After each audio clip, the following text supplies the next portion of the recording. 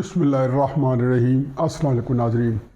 میرا خیال میں تحریک انصاف کا جو توڑ پھوڑ کا عمل شروع ہوا تھا 9 مئی کے بعد، اس کے اب ایک صورت نکلتی نظر آ رہی ہے، اور عملاً عمران خان صاحب کے ساتھ کیا سلوک ہونے وہ بھی ابھی کوئی اتنی لگتا نہیں ہے جو میرا پہلے خیال تھا کہ انتخابات جو کہ بالکل اس کی تیاریاں ہو رہی ہیں اور لوگ سیاسی جماعتوں نے اپنی کیمپین شروع کر دی ہے بشمول تحریک انصاف کے۔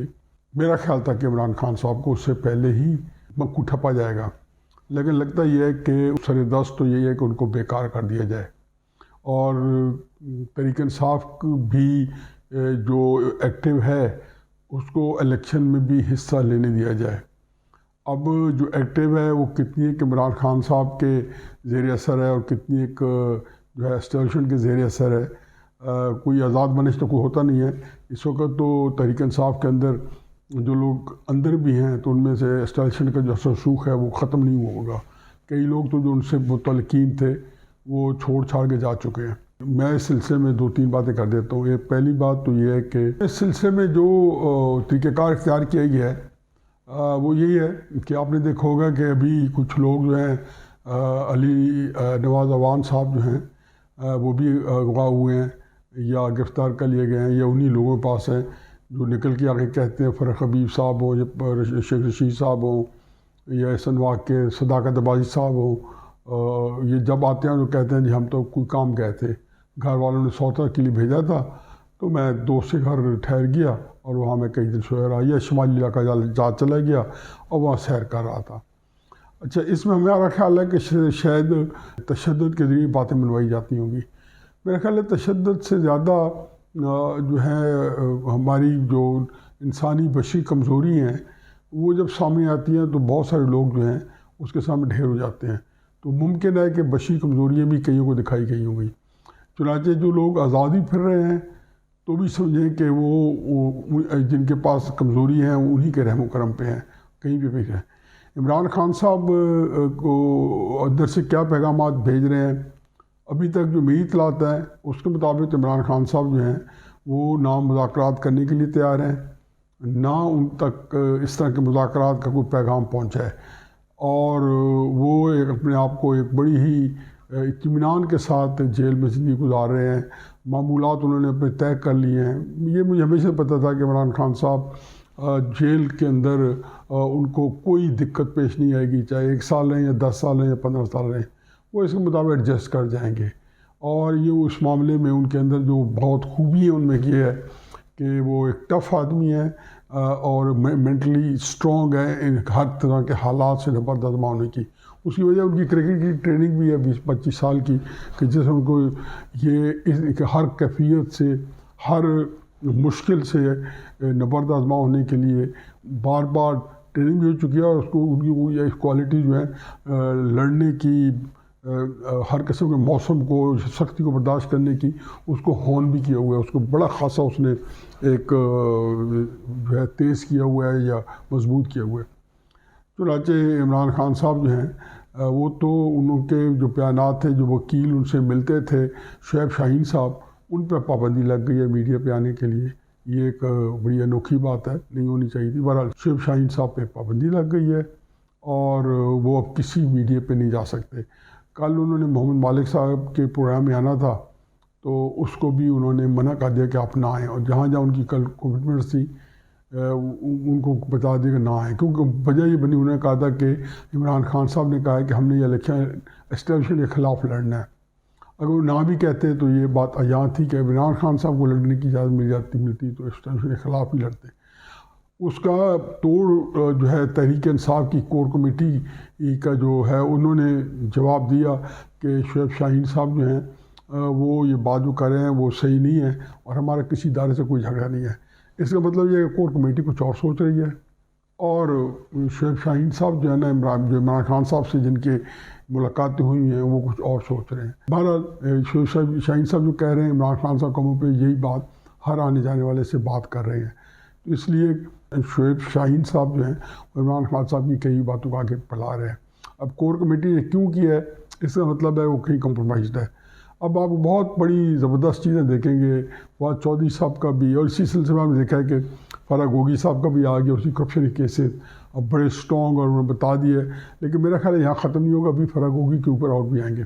اچھا، فرح گوگی کو ویسے تو مجھے اس سے کوئی دلچسپی نہیں ہے کہ یہ جو چیزیں عمران خان صاحب کے تعلق سے ہوں تو میں ان کو اوائڈ کرتا ہوں، اور میرے لیے سیاست ان کی ڈسکس کرنے کے لیے بہت مواد ہوتا ہے. لیکن مجھے تکلیف ہوتی ہے کہ فرح گوگی کے بارے میں، یا اس سے پہلے علیم خان صاحب تھے، یا جہانگیر ترین صاحب تھے، بحریہ کے ریاض ملک صاحب تھے، یا براج گروپ کے عارف نقوی صاحب تھے، عمران خان سے وہ کیا پڑھی ہے، کیا کہنا ان کی وہ صفائی دینا. ایک زمانے میں ایک جلسہ عام میں علیم خان کی اور جہانگیر ترین صاحب کی صفائی تھی.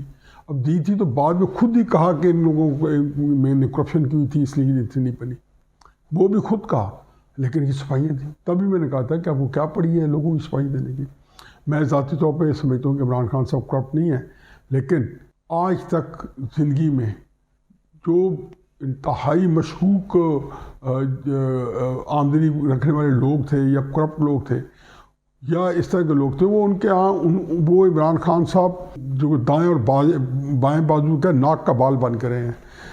تو ان سب کی صفائی ہے. انہوں نے کہ مجھے آج تک وہ تکلیف ہوتی ہے کہ عمران خان صاحب نے فرح گوگی کی جو صفائی تھی پریس کانفرنس کی، اور آ کے کہا جی کہ اب یہ فرح گوگی ان کو اگر کچھ نہیں ملا تو فرح بیچاری، اور فرح گوگی ایک عام سی خاتون ہے، اور اس کے اوپر یہ الزام لگا رہے ہیں، یہ کر رہے ہیں، وہ کریں. بہرحال یہ اب ان کے گلے پڑ گئی ہے. اب تو چونکہ انہیں صفائی دی ہوئی ہے تو میرا خیال عمران خان صاحب آپ کو یہ اس کا کیا دھرا جو ہے وہ آپ کو برداشت کرنا پڑے گا، اور کسی نہ کسی طریقے سے اگر وہ اس کو ریڈ وارنٹ سے بعد یہاں لے بھی آئے تو بھی بہرحال یہ آپ کے حصے میں آئے گا. اور ایک جو آخری بات ہے وہ میرا خیال میں پہلے بھی کر سکتا تھا. میں کہتا تھا کہ کیا جو ہے سانپ گزر گئی ہے تو کیا لکیر پیٹنی ہے، لیکن میرا اور کچھ باتیں پرانی ہو گئی تھیں. میں فیصلہ اس وقت بھی کرتا رہا تھا، لیکن میرا آپ خیال ہے کہ نہیں کہ سانپ جو ہے اس کے بارے میں بتانا چاہیے کہ وہ کتنا نقصان کر کے گیا ہوا ہے. مجھے ثاقب نثار صاحب جو ہیں ان سے میرا ایک اچھا تعلق بھی رہا ہے، لیکن مجھے اس سے حقیقت ہے کہ کوئی میں جب بھی تھا تب بھی اچھا تعلق تھا، مجھے تو بڑے اچھے طریقے ملتے ہیں، لیکن جو کام کیے ہیں وہ انتہائی شرمسار ہیں. وہ تو کہتے ہیں نا کہ ایک ان کے اعمال نامہ نہیں ہے، ان کا سیاہ نامے ہیں کئی. تو ابھی پرسوں قاضی فائزیہ صاحب نے فرمایا تھا کہ جو انہوں نے 100 موٹر لیے ہیں، ایک کا تو ذکر بھی عدالت میں آیا، ان میں سے سارے کے سارے غیر قانونی ہیں. یہ عجیب بات ہے کہ جی 184 تھی کہ میں نے بھی اپنے ویلاگ میں ذکر کیا تھا کہ اس طرح کا جو کام کرنا اپنے چیمبر کے اندر کارروائی کرنا سنگل بینچ کی حیثیت سے تو ایک غیر قانونی تھا. لیکن مجھے 2-3 کارنامے، ایک دفعہ تو میں جب وہ چیف جسٹس تھے تو اپنے کالم میں تو میں نے بہت سخت لکھا تھا، لیکن جنگ والوں کی بڑی مہربانی کہ انہوں نے اسے 4-5 فقرے کاٹ دیے تھے، لیکن پھر بھی جو چھاپ دیا تھا میں اس کا ان کا شکر گزار ہوں. جنگ کے اندر میرے کالم چھپا تھا، وہ تھا ایک PKLI پروجیکٹ تھا. یہ حقیقت یہ ہے کہ یہ شہباز شریف کا اسی طرح فلیگ شپ پروجیکٹ تھا جو جیسے انہوں نے ایک یہاں پنجاب فورینزک لیب بنائی جو پورے ایشیا میں اس نے نام پیدا کیا. یہ hospital Pakistan kidney and liver institute جو تھا یہ 50 ارب روپے کا منصوبہ تھا، جس کے اندر 20-22 ارب روپے اب خرچ ہو چکے تھے. اس کے کچھ جو ہے OPDs جو ہیں، ڈپارٹمنٹس جو ہیں، بلڈنگ جو ہیں 2-3 کھل گئی تھیں، مسجد بن گئی تھی، آدھی سے زیادہ یعنی کہ آپریشن تھی، اور اس میں افتتاح بھی مجھے یاد ہے شہباز شریف صاحب کے آخری دن میں ہوا تھا. اس کے اوپر یہ ٹوٹ کے پڑے، اور اس کو نہ صرف انہوں نے خراب کیا بلکہ ڈاکٹر سعید اختر صاحب امریکہ میں جس یونیورسٹی میں پڑھا ہوں وہاں پہ ڈاکٹر سعید اختر صاحب نہ صرف وہاں سے گریجویشن کی بلکہ اس یونیورسٹی کے اندر وہ ایک بہت بڑے ڈپارٹمنٹ کو ہیڈ کرتے تھے کڈنی کے، اور وہاں ان کے اپنے جہاز تھے. بہت کمال کا آدمی ہے. میں کہتا ہوں کہ ایک درویش صوفی صبت آدمی ہے ڈاکٹر سعید اختر. اس کے ساتھ جو انہوں نے کی اور اس کو ہمیلیشن کی. اچھا پھر یہاں پہ ڈاکٹر اصغر جاوید صاحب ان کے ساتھ بہیمانہ سلوک. اچھا نیشنل ہاسپٹل چلے گئے، ابھی ذکر وہ بھی میرا موضوع ہے. وہاں پہ ہمارے ایک دوست ہیں اور جو کہ بہت بڑے فیشن ڈیزائنر بزنس مین ہیں، انٹرنیشنل ریپیوٹ کے آدمی ہیں. انہوں نے آ کے ایک چیریٹی کے لیے انویسٹمنٹ کیا، کسی اور کا ہاسپٹل تھا، انہوں نے کہا جی آپ اس کو سنبھالیں، اس کو یہاں پہ ہسپتال کو چلائیں. ظاہر ہے انہوں نے اس پہ بہت بڑی انویسٹمنٹ کر کے اس کو چلا کے اسٹیٹ آف دا آرٹ اور لوگوں کو فیسلٹی دی. تو اس ہسپتال میں ایک دفعہ حملہ آور ہو گیا بغیر کسی وجہ کے، اور ان کو بہت اس پورے سٹاف کے سامنے انتہائی تضحیک آمیز سلوک کیا. میں وہ بھی ابھی اس کا ذکر کرتا ہوں. پہلے یہ پی کے ایل آئی کا کر لیں مقالے، تو پی کے ایل آئی کو انہوں نے جا کے تقریباً انہیں بند کرا دیا تھا. پھر عمران خان صاحب کی حکومت نے اس کو ٹیک اوور کر دیا تھا، وہ بیڑا غرق ہو گیا. ابھی آگے دوبارہ تو ٹھیک کرنے کی کوشش کی گئی ہے، لیکن وہ پی کے ایل آئی اب وہ نہیں رہا کہ جس نے پاکستان کے اندر ہیپیٹائٹس اتنا بڑا بیماری ہے کہ میرا خیال ہے کہ دیہاتوں کے اندر ہر 8واں 10واں آدمی جو ہے ہیپیٹائٹس کا، جوان لڑکے ہیں ان کی جوانی ختم ہو رہی ہیں ہیپیٹائٹس کی وجہ سے، اور علاج نہیں ہے. ہمارے جتنے ہمارے لیور کے ٹرانسپلانٹ ہوتے تھے، کوئی چائنا جا رہا ہے، کوئی انڈیا جا رہا ہے، لاکھوں کا ڈالرز کا زر مبادلہ ہمارا خرچ ہو رہا تھا. یہ پی کے ایل آئی نہیں، یہ سارا نہ صرف پاکستان بلکہ باہر سے لوگوں نے آنا تھا، کیونکہ یہ ایشیا کا سب سے بڑا ہاسپٹل بننا تھا. بہرحال اللہ تعالیٰ کا نظام ہے. کہتے ہیں کہ ہسپتالوں کی طرف ان کا اس طرح رجحان تھا، جو ان کے بھائی ہیں ان کا اپنا ہاسپٹل بھی ہے اور سروس ہاسپٹل میں کام بھی کرتے ہیں. تو ایک ہوتا ہے کہ کوئی پتہ نہیں کوئی کیا کوئی پرابلم ہے. ثاقب نثار صاحب نے بہت سارے کام صرف لگتا ہے کہ حسد کی وجہ سے کیا ہے، اور ایک عجیب و غریب مینٹیلٹی کی وجہ سے کیا ہے. جیسے ہوتا نہیں کہ ہر بندے کو زیرو کر کے اور اس کے بعد کو اپنا کام چلانا ہے. تو وہ ڈاکٹر سعید اختر صاحب کی بڑی بہیمانہ داستان ہے، وہ تو پھر کسی کو بتاؤں گا. ان کو عدالتوں میں بلا، سپریم کورٹ میں بلا، اتنا ان کو ہیومیلیٹ کیا کہ وہ ایک دفعہ پاکستان چھوڑنے پر تیار ہو گئے تھے. پھر کچھ لوگوں نے ان کو کہا کہ نہیں آپ نہ جائیں، ابھی ٹھہریں پاکستان میں، تو کرنے کا کام ہے. آج کل پھر وہ خیر پی کے ایل آئی کے چیئرمین ہے، لیکن پی کے ایل آئی وہ نہیں رہا.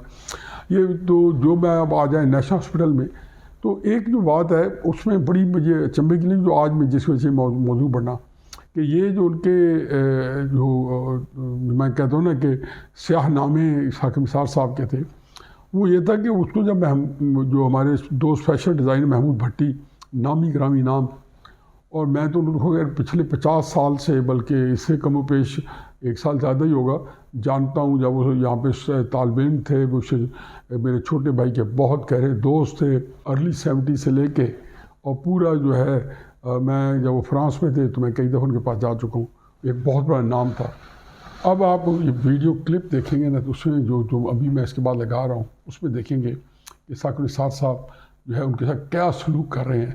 اچھا، اس ویڈیو کلپ کے اندر اس کے بعد میں بتاتا ہوں کہ اصل جو جس کی وجہ سے میں نے اس کو آج موضوع بنایا ہے، وہ بھٹی صاحب نے یہ بات تو مجھے اس وقت بتائی تھی، اور بیچارے یقین جانو کہ میں اور شامی صاحب اس کے ساتھ ملنے گئے جب اس کے بعد واقعے کے بعد، کہ پرسہ کر ہیں یہاں ماشاءاللہ کیولی گراؤنڈ میں ان کا بہت بڑا گھر ہے.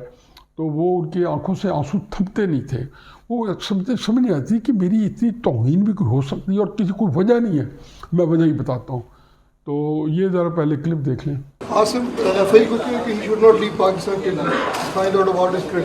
جج صاحب وہ کہہ رہے ہیں ایف آئی ایل کو اس کو اس لسٹ میں ڈال دو، اس ڈیزائنر کا پاسپورٹ پکڑو. میری وائف باہر کی تھی، وہ تو گر گئی وہاں پہ. میں نے اپنے لڑکے سکورٹی والوں کو اپنے گھر بھیجا ہے، مجھے کہتے ہیں کپڑے چینج کر کے آنا ہے عدالت میں. جج صاحب واٹ؟ مجھے دنیا سے ستارے امتیاز مل چکے ہیں. میں فیشن کا 40 سال سے کام کر رہا ہوں. میرا ایک بہت بڑا نام ہے دنیا میں ماشاءاللہ. پاکستان میں لوگ مجھے اتنا نہیں جانتے، مجھے اصل لوگ تو باہر جانتے ہیں. میرا پاسپورٹ لے لیا، میری اس وائف کا پاسپورٹ لے لیا، اور جناب ہمیں عدالت میں لے گئے. یہ جج صاحب جناب میرا پاسپورٹ لے گئے، کیونکہ وہ جج صاحب نہیں تھے، وہ اپنے فرعون بنے ہو ہلٹر. وہ اس نے کہا تھا میں مولا جٹ کی شوٹنگ کر رہا ہوں. یہ ثاقب نثار صاحب کا رول تھا اس ملک میں.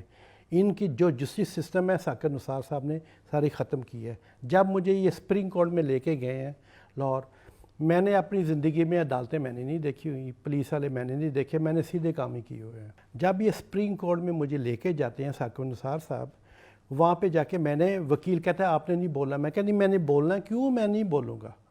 میں نے کیا کر دیا ہے؟ مجھے تو پتہ بھی نہیں میرے ساتھ ہو کیا رہا ہے وہاں پہ. میں نے کہا جیسا اب آپ نے میرا پاسپورٹ، فرینچ پاسپورٹ آپ نے کس قانون کے تھرو آپ نے لیا ہے؟ اچھا میں نے تو نہیں لیا. ہر آدمی کے ساتھ وہ بدتمیزی کر رہا تھا. مجھ سے پہلے جو لوگ گئے ہیں ان کے ساتھ بھی وہ جو اس کے بولنے کی لینگویج تھی نا، اندرون شہر کے لوگ ایسے نہیں بولتے ہوں گے جیسے وہ بولتا تھا. میں نے تو نہیں لیا, FIA اس کا پاسپورٹ دے دیں. اٹھ کے چلے گیا, جا کے دروازہ بند کر دیا. اس لیے کیونکہ وہ اگلے دن جناب ڈیم کے لیے پیسے مانگ رہا تھا. میری CO وہاں پہ جو ڈاکٹر ہے, خیال ہے 25 لاکھ روپے, I am not sure, I don't know, لیکن وہ پیسے دے کے آ گئی. اس کے بعد 2-3 تاریخوں کے بعد کام ہی ختم ہو گیا تھا. کوئی کیس نہیں چلا, کوئی عدالتوں میں ساکت نثار نے نہیں بلایا. میری زندگی تو اس نے تباہ کر دی ہے نا. اچھا, اب آپ نے دیکھا ہے کہ اس کلپ کے اندر باقی چیزیں آپ نے دیکھ لی ہیں کہ کس طریقے سے ساکت نثار صاحب ان کی توہین کر رہے ہیں, اور کہ یہ تو کپڑے کیا پہنے ہوئے, یعنی کہ ڈیزائنر کو کہہ رہا ہے کہ کپڑے کیا پہنے ہوئے ہیں. یہ انہوں نے اپنے انٹرویو میں یہی باتیں بتائی ہیں. اصل میں اس میں ایک بات کیا ہے, اس بات یہ ہے کہ جب ان کا پاسپورٹ لے لیا, آپ تو کچھ کہہ نہیں سکتے تھے, انہیں کوئی جرم تو کیا نہیں تھا. ویسے ان ہسپتال میں گھس گئے تھے FIA کو لے کے, اور جا کے اس پاسپورٹ چھین کے لیا. اب پاسپورٹ واپس کیسے کیا؟ ایک خاتون جو ان کی جو بھٹی صاحب کے ہاسپٹل کی جو بھی ہے چارٹرڈ اکاؤنٹنٹ ہے, وہ گئی اور انہوں نے ان کو 25 لاکھ روپے دیا ڈیم فنڈ میں, تو پاسپورٹ ملا. یعنی کہ موصوف جو ہے وہ لوگوں سے پتھا لے رہے تھے سپریم کورٹ کی چیف جسٹس کو استعمال کر کے. قاضی فائز صاحب نے تو صرف ایک چیز پوائنٹ آؤٹ کیا نا, کہ 184(3) کا جو ہے وہ غلط استعمال کیا ہے. یہ غلط استعمال کے اندر جو چیزیں ہوئی ہیں وہ یہ ہے کہ ایک بندہ جو ہے, ایک چیف جسٹس جو ہے, وہ لوگوں سے ایکسٹورشن کر رہا ہے, زبردستی پیسے وصول کر رہا ہے. یہ ایک بات ہے کہ جیسے مجھے دہلا کے رکھ دیا کہ آیا پاکستان کے ادارے کا, اتنے بڑے ادارے کا اتنا مائٹی طاقتور سربراہ لوگوں کے کو جو ہے ان کے پاسپورٹ رکھ کے, اور پھر یا کسی کو کچھ اور رکھ کے, یا کسی کو اس طریقے سے جرگمال بنا کے, اور پھر پیسے اکٹھے کرے.